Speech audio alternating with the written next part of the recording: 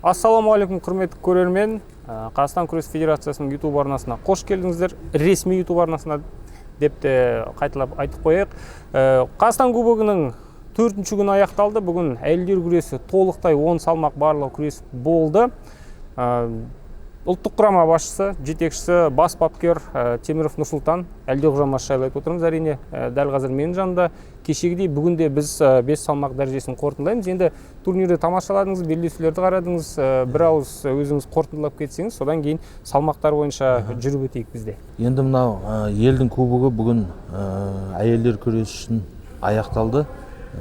Бүгін кеше 5 салмақ күресті, бүгін тағы 5 салмақта спортшыларымыз күресіп, жалпы олимпиадалық весовой категория салмақ дәрежесінде күрескен спортшы қыздарымызға көңілім орташа толды. Барлығы жанын салып беріспей, жаңағындай қолдарынан келгенше күресті деп өзім сондай ойдамын жалпы. Енді орташа деп отырсыз ғой. Ал жоғары болу үшін сонда не істеу керек? Қалай күресу керек? Жоғары деңгейге болу үшін бізде үлкен мәселе ол жаңағы развитие деген бар. Одан бөлек массовость, бір салмақта, когда 5-6 внутренний конкуренцияда лидер болатын болса, вот сол кезде олар жоғары болады. Біз енді келіп жатырмыз. Қазір барлық осы әйелдер құрама командасында Қазақстанда мен деген қыздардың барлығы осы жерде күресті 2 күнде осы Бозкілемде. Өздеріңіз көргендей, оларға әлі үлкен жұмыс күтіп тұр алда.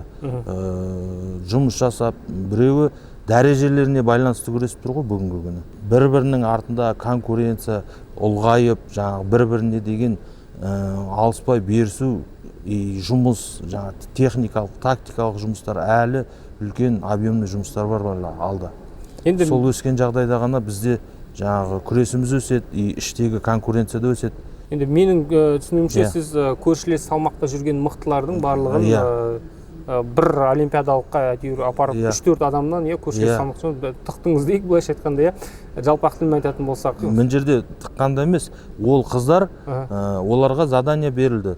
Егер Азия ойындарына күрескілеріңіз келсе, вообще жаңағы әлемдік дәрежеге өсемін, сол дәрежеге қуалап ертеңгі күн жетемін, әлем чемпионатын медалін, олимпиада чемпионатын, олимпиада ойындарының медалін алам десеңіздер, онда бір-бірлеріңізбен осы жерде жаңағындай қан берісіп, бір-бірлеріңмен қорықпай қырылысуға дайын болыңыздар. Тек солай ғана ол өсіруге болады. Бұлар бір-бірімен жаңағындай алыс күрестіріп, жаңағындай жарыстарда. Өте жақсы ұстаным. Ендеше салмақтар бойынша өтейік. Біз бүгінше ең жеңіл 53 келі Шұғыла Өмірбек 8-3 есебімен ақтық бәсекеде Лаура Әлмағанбетовадан есе қайтарды. Жалпы Шұғыла бүгін сіз қалай ойлайсыз, қалай күресті бүгін? Қандай баға берер едіңіз? Шұғыла қызымыз енді ол былтырғы 25-ші жылғы 23 жастар арасында әлемнің чемпионы. Ол қыз енді мынау ересектер арасында аяқ алып өсіп келе жатқан біздің жас палуандарымыздың бірі. Ол қыздардан да біз үлкен жаңағындай алдағы уақытта үлкен нәтиже күтеміз. Жаңағы Азия ойындары болсын, әлем чемпионаты, олимпиада ойындарына міне осы қыздарымыз еліміздің намысын абыроймен қорғайды деп сеніп отқан қыздарымыз. Әрине, ішкі біріншілікте жаңағы Шұғыла, Марина Седнева, одан бөлек Әлмағанбетова, Лаура деген сияқты өз жаңағы жас деңгейлерінде Азияның чемпионы болған, жүлдегері болған, әлем чемпионатының жүлдесін алған қыздар бір-бірімен бүгін 53 килограммда бәсекелес болды. Олардың арасында бүгінгі күні елдің кубогын өздеріңіз көргендегідей Шұғыла Өмірбек қызымыз ұтып чемпион болды. Күресі өте жақсы, ұнады жалпы. Әлі де әрине үлкен жұмыстар күтіп тұр алда. 3-4 ай Азия ойындарына дейін жұмыс бар. Одан бөлек Лаура Әлмағанбетова деген қызымыз да, ол мысалы енді 23 жастар арасында Азияның чемпионы болған қыз, биыл рейтингтің чемпионы, былтырғы елдің кубогын ұтқан, дәл осы Шұғыла екеуі кездесіп, Лаура ұтқан болатын ол жерде. екеуі тепе-тең спортшылар, бірақ алдағы уақытта әлі 2 жарысымыз бар. Шұғыла қазір 23 жасқа дейін Азия чемпионатына кетіп баратыр. Оған сәттілік тілейміз. Бұл салмақта Зейнеп Баянова да күресті ғой, кезінде? Зейнеп Баянова кезінде осы салмақта күрескен, 53 килограммда. Қазір ол қыз 50 килограммға толығымен кетті ме? Толығымен 50 килограммға күресем деген бапкерімен шешім қабылдап отыр. Онда ары қарай жылжиық, бізде 59 келі салмақ дәрежесі. Енді бұл бізде сондай бір қарсылас спортшылардың саны көп болған салмақтардың бірі екен. Жеңімпаз Бекеш Гүлдана.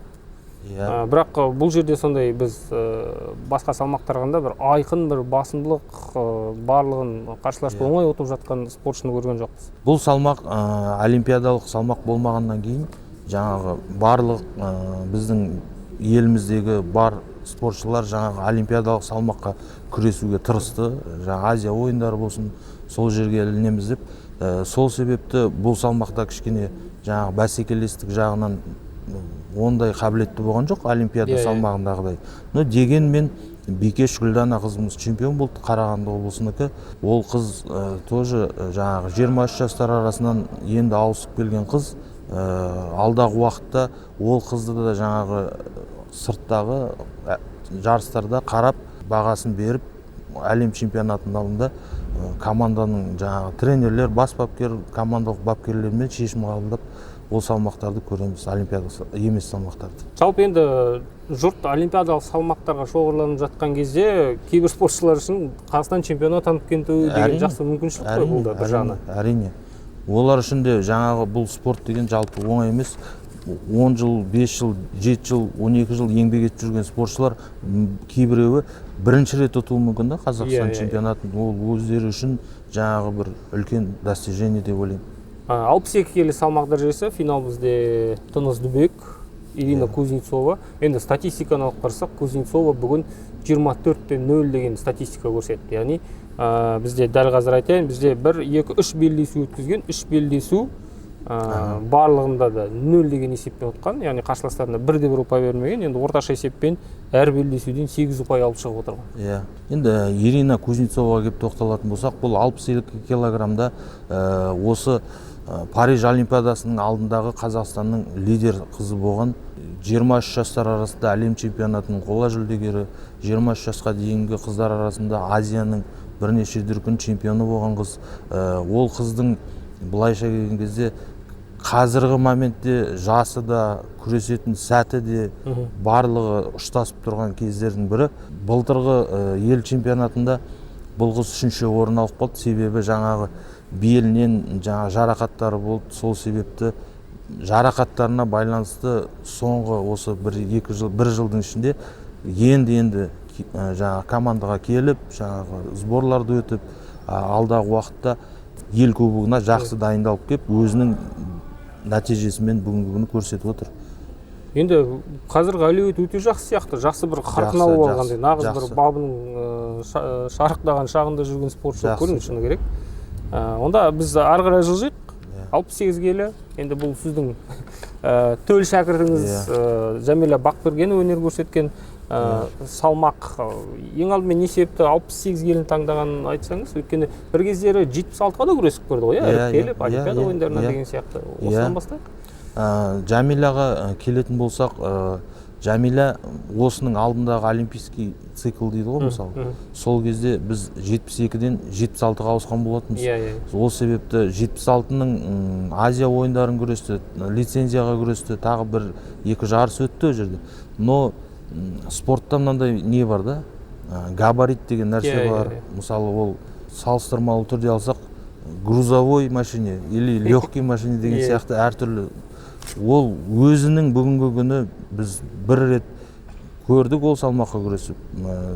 Бойы жағынан кішкене, қолының ұзын қысқа жағынан кішкене, физикалық тұрғыда көп салмақ жинаса скорысын кішкене жоғалтатындығы жағынан біз бүгінгі күні 68 килограммға дайындаламыз. Сол салмақта олимпиада ойындарына дайындаламыз деп шешім қабылдап 68 килограмм салмаққа түсіп отыр қазіргі күні. Азия ойындарына, жаңағы олимпиада ойындарына дайындаламыз деген ниетпен. Енді өзі бүгін белдесулерден кейін бүгін мен өзімнің бабыма, өнеріме бір 3 деген баға қоямын дейді. 5-тен. Ал егер сіз бапкер ретінде бағалап кетсеңіз, бүгінгі Жамиляның қарқынын, әлеуетін? Бүгінгі Жамиляның қарқыны, мен өзімнің жеке бапкер ретінде айтсам, мен ол қызбен біраз жыл жұмыс жасап келе жатырмын, жеке бапкермін. Ол қыздың әлеуеті жоғары. Ол қызды тек тоқтатып отыру керек та. Жаңағындай әртүрлі спортсмендер болады. Иә. Ол қызды жетеді, тоқтатып отырып, жаңағындай тым көп жаттығу жасап қоймау үшін. Дисциплина, ол жағынан ешқандай алып қосар жаңағындай бізде не жоқ, сөзім жоқ. Бірақ осы салмақта ол өзі 3 деген баға беріп тұрса, маған енді дальше алдағы уақытта оны 5-ке айналдыруға жұмыс жасауымыз керек. Жалпы біріншіден, екіншіден бұл қарап отырсаңыз, мынау январ-декабрь айынан бастап Жамиля осы 5-ші старт болып саналады өзінің. Мысалы 5 айда 5 турнир. Яреген болды, оның алдында Қазақстан чемпионаты болды, рейтингтік турнир болды, Азия чемпионаты, міне елдің кубогы. Оның барлығы жаңағы объем дейді ғой. Алдағы келе жатқан үлкен, мысалы Олимпиада ойындарына, Азия ойындарына объем жинап жатыр. Бұның бәрі этап қой, сол жерге дайындалуға. Соңғы салмақ 72 келі. Бұл жерде Анастасия Панасович, батыс қазақстан. Анастасия Панасович деген қызымыз тоже Ю-20 арасынан әлем чемпионатының 2-ші орнына ие болған қыз. Қазір енді жаңағы травмасына байланысты біраз спорттан жаңағындай шеттетіліп өзі. Кейін міне осы жақын 2-3 айдың көлемінде қайтадан оралып, тыңғылықты жаттығуына кірісіп жұмыс жасап отыр. Ертеңгі күні осы жаңағы Жамиля, Эльмира, Гүлмарал сияқты қыздарымыздың артынан жаңағы жолын басып, бізге Қазақстан еліне үлкен нәтижеге жетеді деген сенім бар өзім. Яғни сіз дәл осы Анастасиядан сондай потенциал көріп отырсыз? Көріп отырмын. Одан бөлек айтып кететін жаңа Мақсот Мейрамгүл деген қыз бар. 3-ші орын алған қыз. Ол қыздың да ертеңгі күні үлкен дәрежеге жаңағы жетіп күресуіне деген толық мүмкіншілігі бар қыз. Енді мысалы Азия чемпионатында жуырда 72-де кім күресті, Жамиля. Мен мысалы тағы да Жамиляға жорылатын болсақ, мынадай нәрсе енді бәлкім алдамшы сезім шығар, бірақ Жамиляға қарсы күрескен спортшылар қазір іштегі кубоктегі, мысалы көбі былай спорт жаргонымен сөйлейтін болсақ, жанып кетіп жатқандай, сондай бір атақ даңқынан сескенетін бар сияқты. Әлде өзіңіз қалай ойлайсыз, әлде бізге солай ғана көрініп тұр ма? Ол әр спортсменнің, әр спортшының ішіндегі жан дүниесі ол. Ол ондай спортсмендер де бар, жаңағы әртүрлі жаңағы спортшылар бар ғой. Біреу ішкі чемпионатта жақсы күресіп, чемпион болып жүруі мүмкін. Но жаңағындай үлкен халықаралық додаларға барғанда, әлем чемпионаты, Азия чемпионаты деген сияқты жарыстарға барған кезде өз жерде өзінің мүмкіншілігін 20-30% көрсетуі мүмкін, пайыздық есептесек. Ал кейбір спортсмендер болуы мүмкін ішкі чемпионатта өзінің 30-40% несімен күресіп потенциалын көрсет, бірақ сыртқа барған кезде көзі жанып жаңағы мен ұтам, мен сол үшін келдім деп өзін жаңағы наоборот жігерленіп, намысты қолдан бергісі келмейтін ондай да спортшылар бар.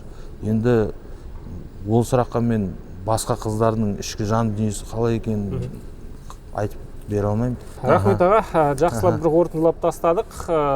Сіздер де өз пікірлеріңізді жаза отырыңыздар. Ел кубогын тамашалап отырсаңыздар, міндетті түрде біздің YouTube арнаға да тіркеліңіздер. Ол жерде дәл осы кубоктен ең алдымен аналитикалық ақпарат тарататын боламыз. Біздің арнамызға жазыла отырыңыздар. Бізбен бірге болған әйелдер құрамасының бас бапкері Нұрсұлтан Теміров мырза. Ал біз сіздермен қоштасамыз. Қош сау болыңыздар.